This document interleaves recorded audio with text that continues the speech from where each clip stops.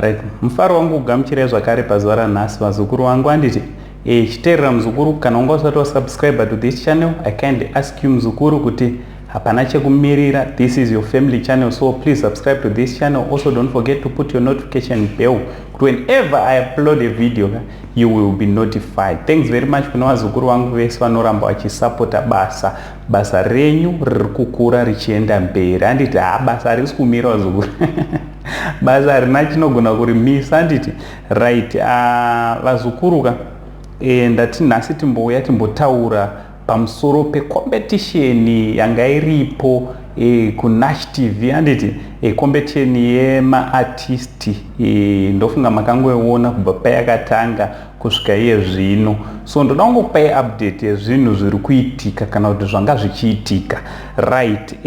Toda kuti ndimbotanga nekupaiwo update yemaresults emaviews. Anditi so pamaviews edu tina maititi vanga vaane 382 kuchiuyawo Freeman anga ane 430,000 views. These are 1,000 views. Anditi right. Broad maititi vane 382,000 followed by Freeman ane 430,000 views. Anditi kuchizoyawo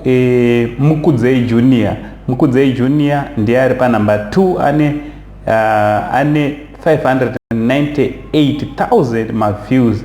Anditi so Jamaster ndiye akatungamirira. Jamaster ari pa 1.4 million views.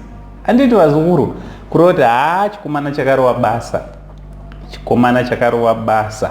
So dai yanga iri relay kurunzi vese vari kumhanya naJamaster richitorera maititi Freeman naMukudzei Junior still hamena kuti vaida marounds mangani kuti vamubate because Jamaster hello mwarika yakarira kure. Ndofunga makaona kunyangwe kuAmerica. Anditi kuAmerica kune umwe muchinda YouTuber weko who was even reacting. Anditi achireacta kune song yaJamaster kuroti zvone yafamba yaenda nenyika. Tichiti makorokoto 1,000 akatora mukomana 1,000 US rekuNash akatora from day one mukomana. Ndofunga makangoona kuti akapinda nenharo. Anditi right. Ndichida kutaura pamusoro paJamaster mumwe chete iyeye. Anditi congratulations Jamaster, congratulations. Anditi but pazoyawo dzimwe nyaya dzekuti pane musikana ari kutsara mari anenge ada kutsara mari, saka inongo hello mwari pane munhu ada kutsara Jamaster mari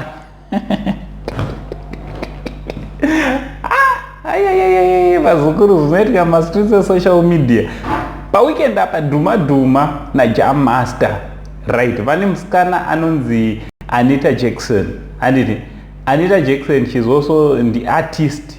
Manje apa takamuona futi ari kuNash TV ikoko achirova mangoma pazvimakala vibes izvozvo. Anditi so Anita uyu zviri kufungidzirwa kunzi vari kuda kuti ndiye atova new girlfriend yaJamaster. Because Jamaster ari kurira, hapana musikana asiri kuda kuti manyawo naJamaster. Ndofunga muri kungozviona kuti ukarira kana mabhebha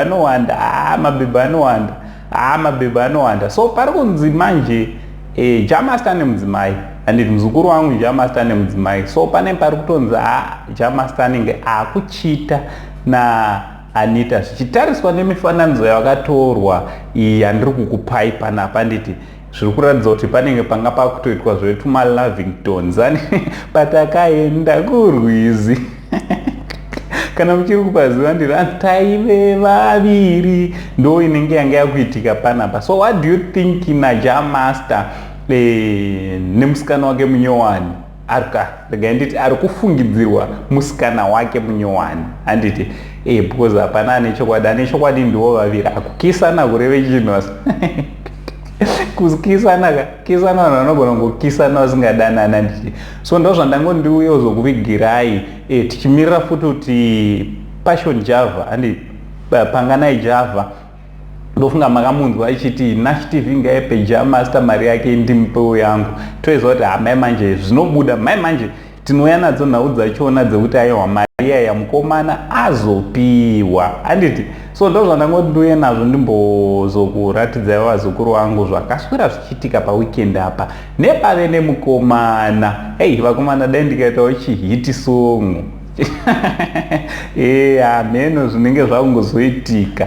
So thanks very much vazukuru nekuramba muchisapota basa.